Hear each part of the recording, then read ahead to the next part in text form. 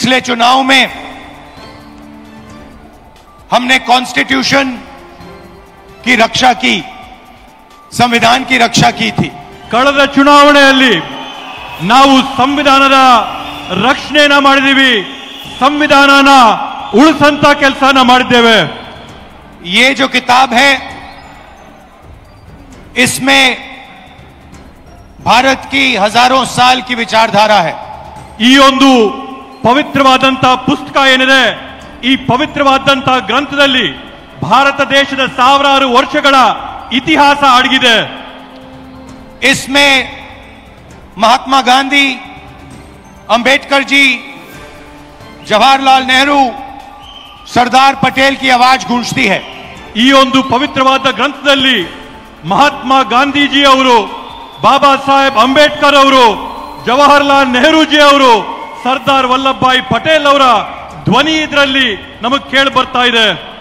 मगर इस किताब में बसवना जी, नारायण गुरु, फूले जी, इनकी भी आवाज गूंजती है। ಹಾಗೇನೆ ಈ ಒಂದು ಗ್ರಂಥದಲ್ಲಿ ಬಸವಣ್ಣ ಅವರ ಧ್ವನಿ, ಫುಲೆ ಅವರ ಧ್ವನಿ, ಎಲ್ಲರ ಧ್ವನಿ ಕೂಡ ಕೇಳಿ ಬರ್ತಾ ಇದೆ।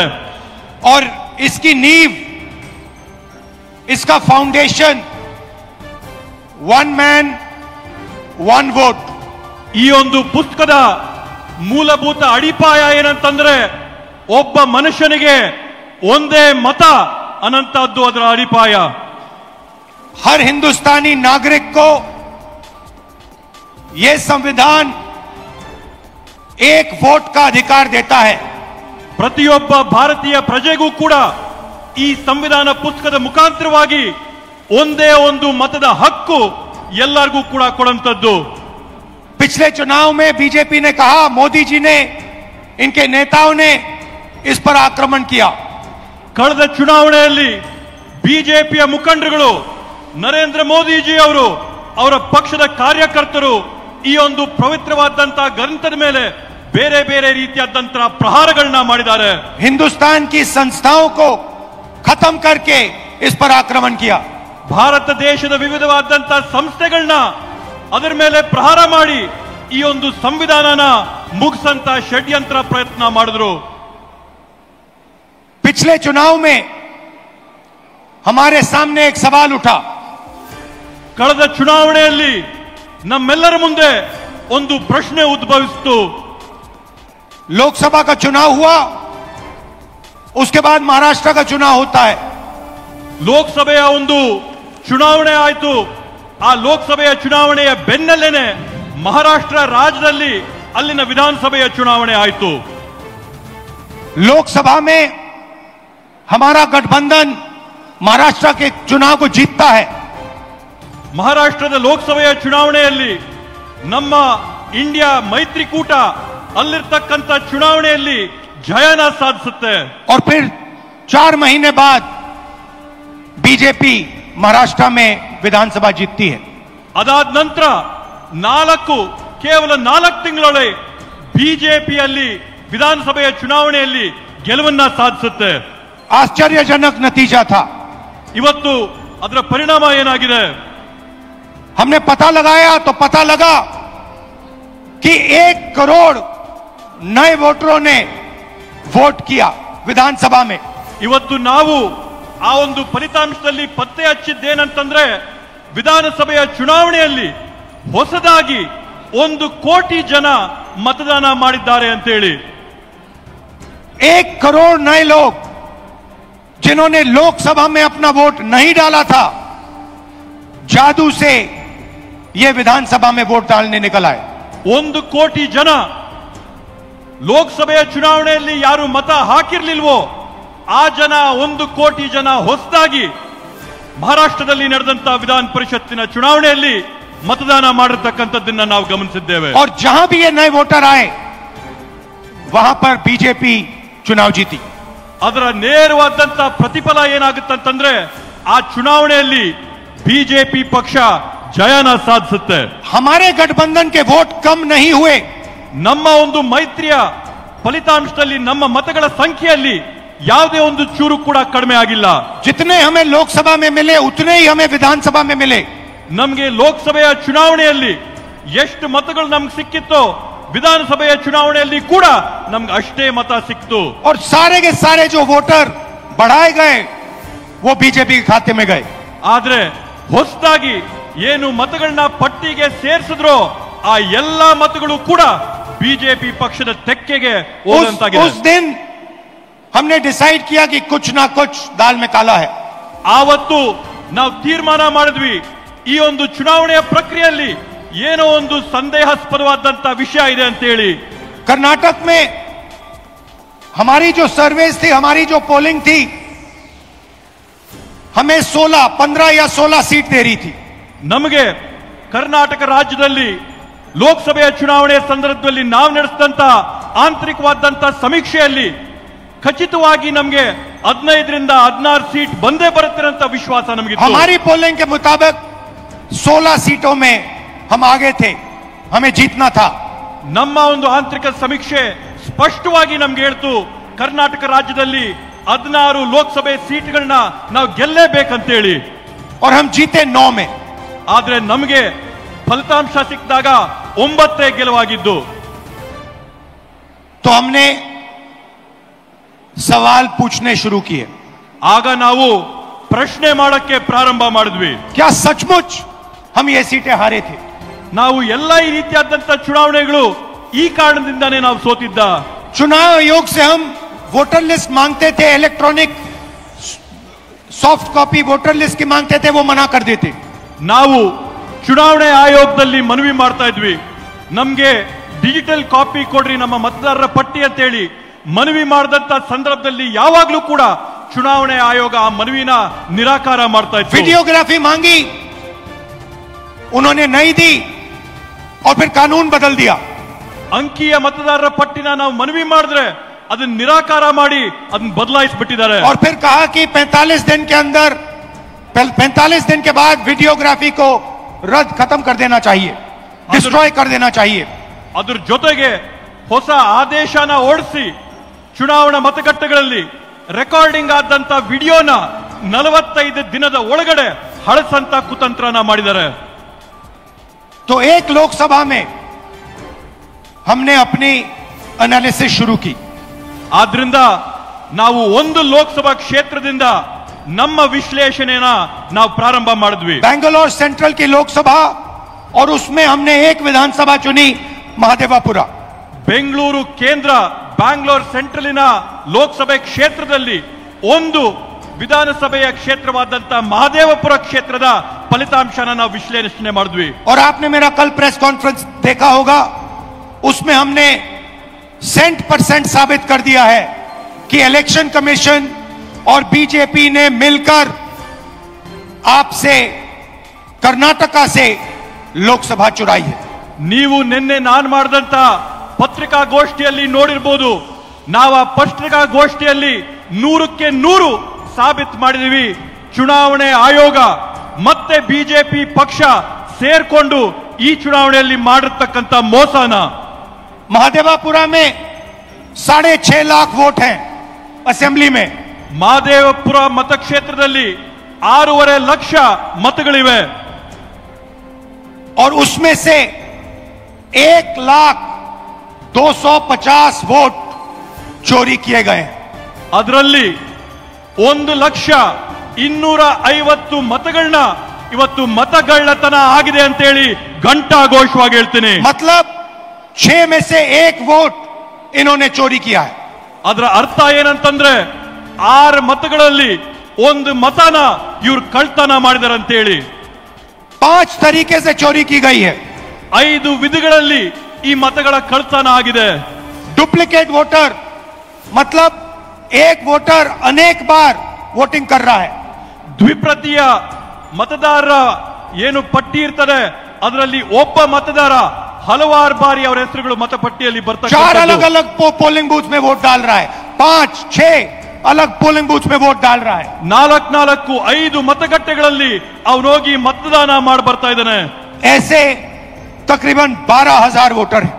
ಈ ರೀತಿಯಾದಂತದ್ದು ಸರ್ಸಮಾನವಾಗಿ 12,000 मतಗಳು ಇವತ್ತು ನಾವು ಕಂಡಿದ್ದೇವೆ. फेक एंड इनवैलिड एड्रेस मतलब इनका पता नहीं है या फिर 0 नंबर एड्रेस है। ನಕಲಿಯಾದಂತ ವಿಳಾಸಗಳಲ್ಲಿ ಅವರ ವಿಳಾಸ ಸಿಗದೇ ಇದ್ದಂತವರು ಈ ಪಟ್ಟಿಗಳಲ್ಲಿದ್ದಾರೆ। तकरीबन 40,000 ऐसे वोट हैं। ಹತ್ತತ್ರ 40,000 ಈ ರೀತಿಯಾಗಿ ವಿಳಾಸ ಸಿಗದೇ ಇದ್ದಂತ ಮತದಾರರು ನಾವು ಗುರುತಿಸಿದ್ದೇವೆ। बल्क वोटर एक एड्रेस में, ಒಂದೇ ವಿಳಾಸದಲ್ಲಿ ದೊಡ್ಡ ಸಂಖ್ಯೆಯಲ್ಲಿ ಮತದಾರರ ನೋಂದಣಿಯಾಗಿರ್ತಕ್ಕಂಥದ್ದನ್ನ ನಾವು ಗುರುತಿಡಿದ್ದೇವೆ। एक बेडरूम का घर है और उसमें 40-50 लोग रहते हैं। ಒಂದೇ ಒಂದು ಕೊಠಡಿಯ ಮನೆ ಇದೆ, ಆ ಒಂದು ಕೊಠಡಿಯ ಮನೆಯಲ್ಲಿ 40, 50, 80 ಜನ ವಾಸ ಇದ್ದಾರೆ। और जब उनको वहां हम ढूंढने जाते हैं वहां पे कोई नहीं है। ಅಲ್ಲಿ ನಾವು ನಮ್ಮ ಜನನ ಕಳಿಸಿದಂತ ಸಂದರ್ಭದಲ್ಲಿ, ಅಲ್ಲಿ ನಾವು ಪರೀಕ್ಷೆ ಮಾಡಿದಂತ ಸಂದರ್ಭದಲ್ಲಿ ಅಲ್ಲಿ ನಮ್ಗೆ ಯಾರು ಕೂಡ ಸಿಗ್ಲಿಲ್ಲ। और घर का मालिक बीजेपी का लीडर। ಅಲ್ಲಿ ಯಾರಿದಾರಂತಂದ್ರೆ ಅಲ್ಲಿರ್ತಕ್ಕಂಥದ್ದು ಬಿಜೆಪಿ ಪಕ್ಷದ ಒಬ್ಬ ನಾಯಕ। इनवैलिड फोटोज 4000 वोट जिसमें फोटो है ही नहीं, या इतनी छोटी फोटो है कि दिखाई नहीं देती। ಕೆಲವೊಂದು ಮತದಾರರ ಗುರುತಿನ ಚೀಟಿಯಲ್ಲಿ ಮತದಾರರ ಭಾವಚಿತ್ರನೇ ಸಿಕ್ಕಲ್ಲ। 4,000 ಈ ರೀತಿಯಾದಂತಹ ಪ್ರಕರಣಗಳನ್ನ ನಾವು ನೋಡಿದ್ದೇವೆ। और 34,000, तकरीबन 34,000 वोट जहां फॉर्म 6 को मिसयूज किया गया है। ಮತ್ತೆ ಅದರ ಜೊತೆಗೆ ವಿಶೇಷವಾಗಿ ಸುಮಾರು 32,000 ಪ್ರಕರಣಗಳಲ್ಲಿ ಮತದಾರರ ಪಟ್ಟಿಯಲ್ಲಿ ನಮೂನೆ 6ರಲ್ಲಿ ಏನು ನೂತನವಾಗಿ ಮತನ ಹಾಕೋಬೇಕೋ ಅದರಲ್ಲಿ ನಾವು ಅವ್ಯವಹಾರ ಕಂಡಿದ್ದೇವೆ। फॉर्म 6 फर्स्ट टाइम वोटर्स के लिए होती है। ನಮೂನೆ 6 ಏನಿರುತ್ತೆ ಚುನಾವಣೆಯ ಪ್ರಕ್ರಿಯೆಯಲ್ಲಿ ಅದು ನೂತನವಾಗಿ ಮತದಾನ ಮಾಡೋರ್ಗೋಸ್ಕರ ಮೀಸಲು ಮಾಡಿರ್ತಕ್ಕಂಥ ನಮೂನೆ। 34,000 ऐसे लोग हैं जिनकी आयु किसी की 90 साल, किसी की 80, 81, 82। 34,000 ಈ ರೀತಿಯಾದಂತ ಜನ ಇದ್ದಾರೆ ಯಾರ ವಯಸ್ಸು 95 ವರ್ಷ ಆಗಿದೆ, 90 ವರ್ಷ ಆಗಿದೆ, 85 ವರ್ಷ ಆಗಿದೆ। ಈ ರೀತಿಯಾದಂತ 34,000 ಜನ ಅಲ್ಲಿದ್ದಾರೆ। इस प्रकार से 1 लाख वोट इलेक्शन कमीशन और बीजेपी ने चोरी किया है। ಈ ರೀತಿಯಲ್ಲಿ ಈ ಮಾದರಿಯಲ್ಲಿ ಬಿಜೆಪಿ ಪಕ್ಷ ಮತ್ತೆ ಚುನಾವಣೆ ಆಯೋಗ 1 ಲಕ್ಷ ಮತಗಳ ಕಳ್ತನನ ಮಾಡಿರ್ತಕ್ಕಂಥದ್ದು ನಾವು ನೋಡಿದ್ದೇವೆ। डुप्लीकेट वोटर्स में एक व्यक्ति कर्नाटक में वोट देता है, उसके बाद उत्तर प्रदेश में वोट देता है। ನಕಲಿ ಮತದಾರರ ಪಟ್ಟಿಯಲ್ಲಿ ನಾವು ನೋಡಿದೀವಿ, ನಕಲು ಮಾಡಿಕೊಂಡು ಒಬ್ಬೇ ಮತದಾರನು ಕರ್ನಾಟಕ ರಾಜ್ಯದಲ್ಲಿ ಮತ ಹಾಕ್ತಾನೆ, ಮಹಾರಾಷ್ಟ್ರದಲ್ಲಿ ಮತ ಹಾಕ್ತಾನೆ, यूपी राज्यದಲ್ಲಿ ಮತ वोट देने का अधिकार उसको बेंगलोर में है, लखनऊ में है, वाराणसी में है, अलग अलग जगह देश में ये लोग वोट डालने के लिए ऑथराइज हैं।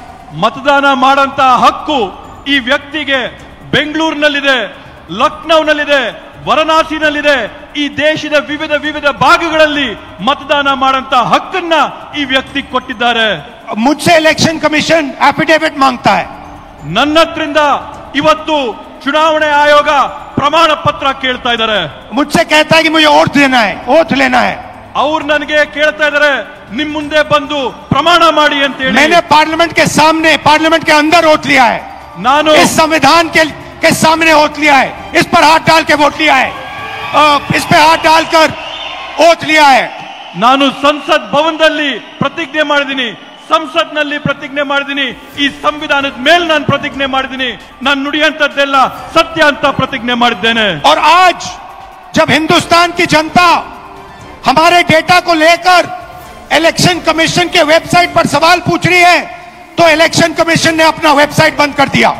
ಇವತ್ತು ನಮ್ಮ ದೇಶದ ಪ್ರಜೆಗಳು ನಮ್ಮ ಒಂದು ಪತ್ರಿಕಾಗೋಷ್ಠಿ ನೋಡಿದ ನಂತರ ಚುನಾವಣೆ ಆಯೋಗದ ವೆಬ್ಸೈಟ್ ಅಲ್ಲಿ ಪ್ರಶ್ನೆ ಮಾಡಕ್ಕೆ ಪ್ರಯತ್ನ ಮಾಡಿದ್ರೆ ಚುನಾವಣೆ ಆಯೋಗದ ವೆಬ್ಸೈಟ್ मध्य प्रदेश, राजस्थान, बिहार के वेबसाइट बंद कर दिए हैं। ಇವತ್ತು ಬೇರೆ ಬೇರೆ ರಾಜ್ಯಗಳ ವೆಬ್ಸೈಟ್, ಚುನಾವಣೆಯ ವೆಬ್ಸೈಟ್, ಬಿಹಾರದ ಚುನಾವಣೆಯ ವೆಬ್ಸೈಟ್ ನ ಇವತ್ತು ಬಂದ್ ಮಾಡಿದ್ದಾರೆ। क्योंकि वो जानते हैं कि अगर हिंदुस्तान की जनता ने इसी डेटा को लेकर सवाल पूछना शुरू कर दिया तो उनका पूरा ढांचा कोलैप्स कर जाएगा। ಯಾಕಂತಂದ್ರೆ ಅವ್ರಿಗೆ ಮನವರಿಕೆ ಆಗಿದೆ, ಭಾರತ ದೇಶದ ಪ್ರಜೆಗಳು ಈ ಒಂದು ವಿಷಯನ ಕೇಳಿಕೊಂಡು ಪ್ರಶ್ನೆ ಮಾಡಕ್ಕೆ ಪ್ರಾರಂಭ ಮಾಡಿದ್ರೆ ಅವರ ಒಂದು ನಾಟಕ ಏನ್ ನಡೀತಾ ಇದೆ ಆ ನಾಟಕ ಮುಗಿದೋಗುತ್ತೇನಂತ ಭಯ ಇವತ್ತು ಅವ್ರಿಗೆ ಬಂದಿದೆ। मैं यहां इस स्टेट से गारंटी देके कह रहा हूं हमारी मांग है कि इलेक्शन कमीशन हमें पूरी देश की इलेक्ट्रॉनिक वोटर लिस्ट दे। ನಾನು ಈ ವೇದಿಕೆ ಮುಖಾಂತರವಾಗಿ ಚುನಾವಣೆ ಆಯೋಗಕ್ಕೆ ಮಾಡಿದಂತ ಮನವಿ ಏನಂತಂದ್ರೆ ಈ ದೇಶದಲ್ಲಿರ್ತಕ್ಕಂಥ ಎಲ್ಲ ಚುನಾವಣೆಯ ಪಟ್ಟಿಗಳನ್ನ ನಮಗೆ ಎಲೆಕ್ಟ್ರಾನಿಕ್ ಫಾರ್ಮ್ ಅಲ್ಲಿ ಡಿಜಿಟಲ್ ಫಾರ್ಮ್ ಅಲ್ಲಿ ಕೊಡಿ ಅಂತ ಹೇಳಿ। Videography K records they. ಇವತ್ತೇನು ನೀವು ರೆಕಾರ್ಡಿಂಗ್ ಮಾಡ್ತೀರಾ ಮತಗಟ್ಟೆಗಳಲ್ಲಿ ಆ ರೆಕಾರ್ಡಿಂಗ್ ಮಾಡಿದಂತ ಮಾಹಿತಿನ ನಮಗೆ ಕೊಡಿ ಅಂತ ಹೇಳಿ। और अगर ये हमें देंगे तो हम ये साबित कर लेंगे कि सिर्फ एक सीट नहीं चोरी हुई है।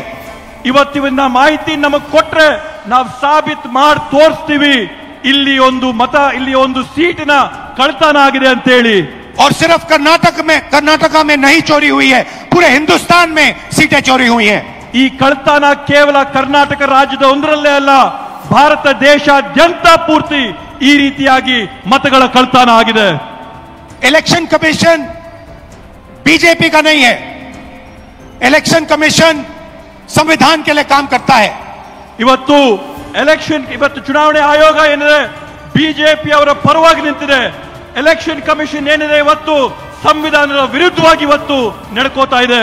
और कर्नाटक में सीट चोरी की गई है, एक लोकसभा को हमने जांच करके निकाला है।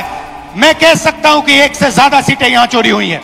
ಇವತ್ತು ಕರ್ನಾಟಕದಲ್ಲಿ ನಾವು ಒಂದು ಕ್ಷೇತ್ರನ ಪರಿಶೀಲನೆ ಮಾಡಿ ಆ ಕ್ಷೇತ್ರದಲ್ಲಿ ಆದಂತ ಕಳ್ತನನ ನಾವು ಸಾಬೀತು ಮಾಡಿದೀವಿ।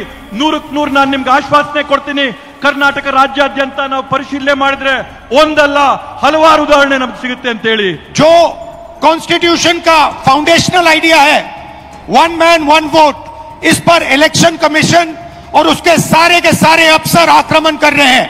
इसका मतलब वो संविधान पर आक्रमण कर रहे हैं।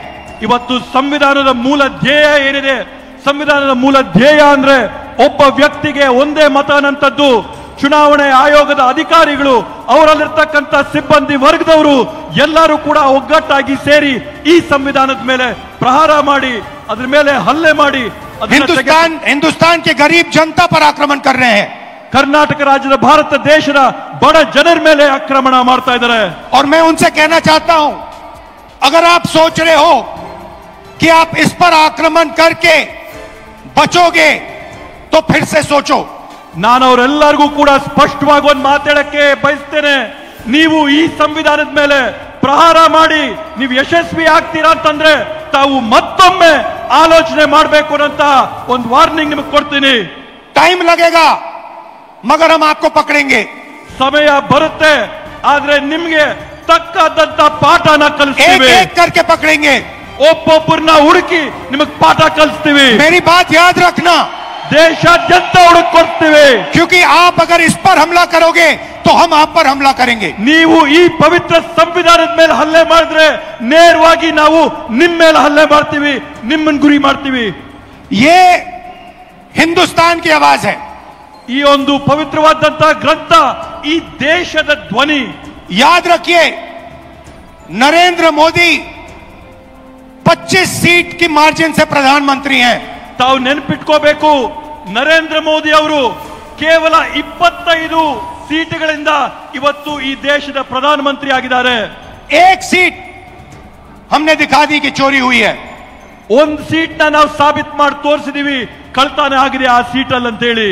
25 सीट वो 35,000 या कम वोटों से जीते हैं। 25 ಸ್ಥಾನಗಳನ್ನ ಅವರು 34,000ಕ್ಕಿಂತ ಕಡಿಮೆಯ ಅಂತರದಲ್ಲಿ ಇವತ್ತು ಜಯ ಸಾಧಿಸಿರೋದನ್ನ ನಾವು ನೋಡಿದೀವಿ। अगर हमें इलेक्ट्रॉनिक डेटा मिल जाए हम साबित कर देंगे कि हिंदुस्तान का प्रधानमंत्री चोरी करके प्रधानमंत्री बना है। ಇವತ್ತು ನಮಗೆ ಸರಿಯಾದಂತ ಮಾಹಿತಿ ಕೊಟ್ರೆ ನಾವು ಸಾಕ್ಷಿಯಾಗಿ ತೋರಿಸ್ತೀವಿ ಈ ದೇಶದ ಪ್ರಧಾನಮಂತ್ರಿ ಕಳ್ತನ ಮಾಡಿ ಪ್ರಧಾನಮಂತ್ರಿ ಆಗಿರ್ತಕ್ಕಂಥ। पूरे देश को यह सवाल पूछना चाहिए कि इलेक्शन कमीशन इलेक्ट्रॉनिक डेटा और वीडियोग्राफी क्यों नहीं दे रहा है। ಇವತ್ತು ಪೂರ್ತಿ ದೇಶ ಒಕ್ಕೊರಲಿನಿಂದ ಪ್ರಶ್ನೆ ಮಾಡಬೇಕಾಗಿದೆ, ಚುನಾವಣೆ ಆಯೋಗ ಡಿಜಿಟಲ್ ರೆಕಾರ್ಡ್ ನ ಮತ್ತೆ ರೆಕಾರ್ಡಿಂಗ್ಗಳನ್ನ ವಿಡಿಯೋ ರೆಕಾರ್ಡಿಂಗ್ ನ ಯಾಕೆ ಕೊಡ್ತಾ ಇಲ್ಲ ಅಂತ ಹೇಳಿ। मैं लीडर ऑफ ऑपोजिशन हूं मगर मैं अकेला नहीं बोल रहा हूं। ನಾನು ವಿರೋಧ ಪಕ್ಷದ ನಾಯಕನಾಗಿರ್ಬೋದು, ಆದ್ರೆ ನಾನು ಒಬ್ಬೊಂಟಿಗನಾಗಿ ಮಾತಾಡ್ತಾ ಇಲ್ಲ। हिंदुस्तान की सारी राजनीतिक ऑपोजिशन की पार्टियां ये सवाल पूछ रही हैं। ಈ ದೇಶದ ಎಲ್ಲ ರಾಜಕೀಯ ಪಕ್ಷಗಳು ಕೂಡ ನಮ್ಮ ಜೊತೆ ನಿಂತು ಇದನ್ನ ಪ್ರಶ್ನೆ ಮಾಡ್ತಾ ಇದ್ದಾರೆ। और इलेक्शन कमीशन को एकदम ये डेटा हमारे हवाले कर देना चाहिए। ಅದೇ ರೀತಿಯಲ್ಲಿ ಚುನಾವಣಾ ಆಯೋಗ ಈ ಕೂಡಲೇನೆ ಈ ಎಲ್ಲಾ ಮಾಹಿತಿಗಳನ್ನ ಬಹಿರಂಗಪಡಿಸಬೇಕು ಅಂತ ಹೇಳ್ತೇನೆ। कर्नाटक में जो हमने डेटा निकाला है वो एक क्राइम का एविडेंस है।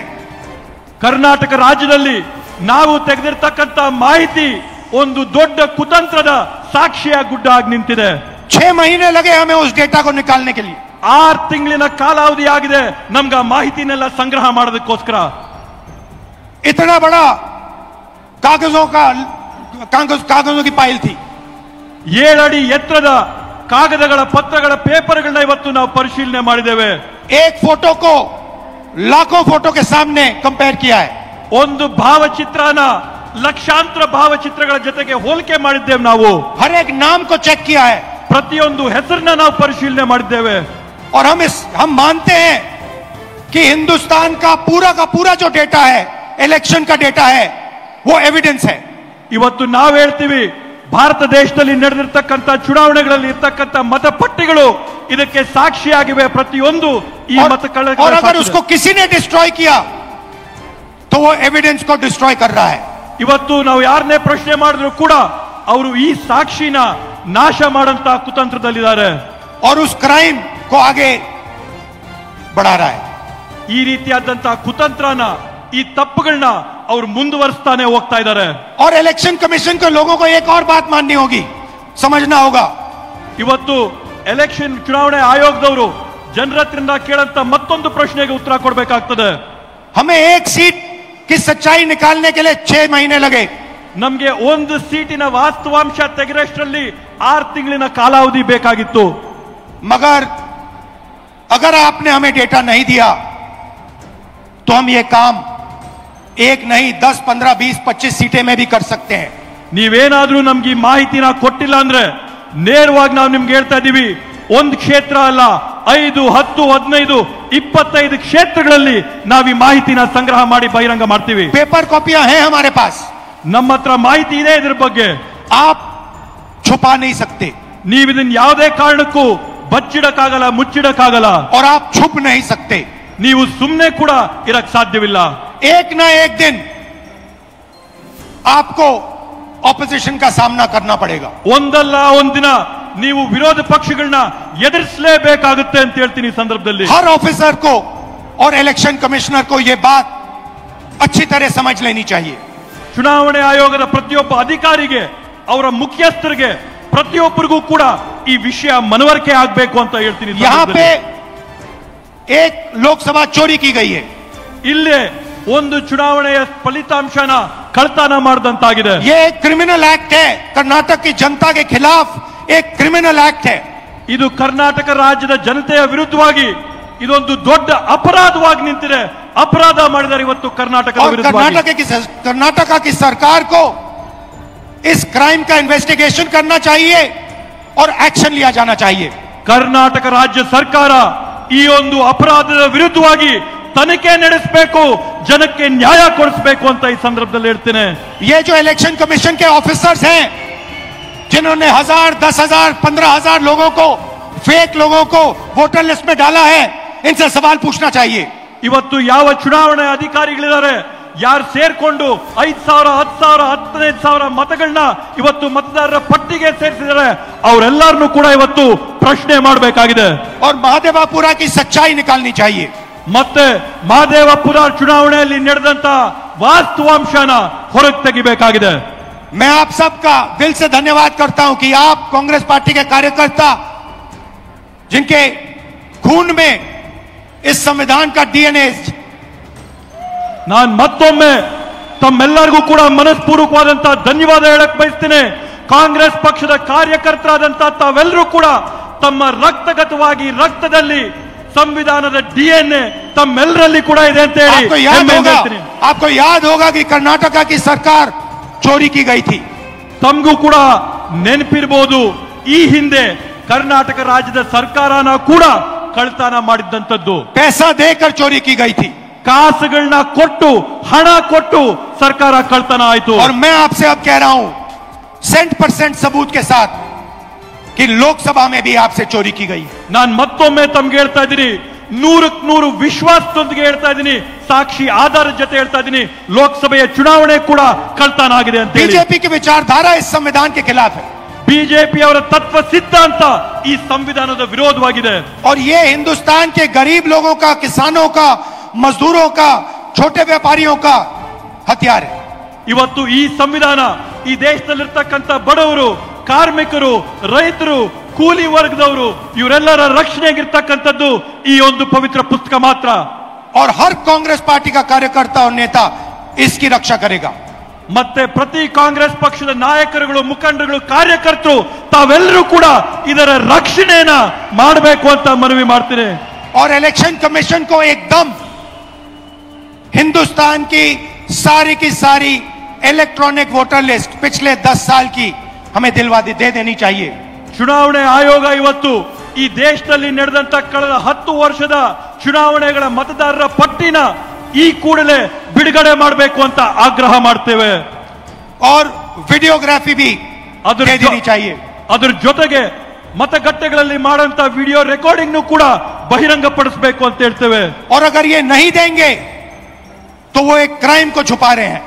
ಇವರೇನಾದ್ರೂ ಈ ಮಾಹಿತಿನ ಹಂಚಿಲ್ಲ ಅಂತಂದ್ರೆ ಇವರೊಂದು ದೊಡ್ಡ ಅಪರಾಧನ ಬಚ್ಚಿಡ್ತಾ ಇದ್ದಾರೆ ಅಂತ ಆಗುತ್ತೆ. और बीजेपी को इलेक्शन चोरी करने की मदद कर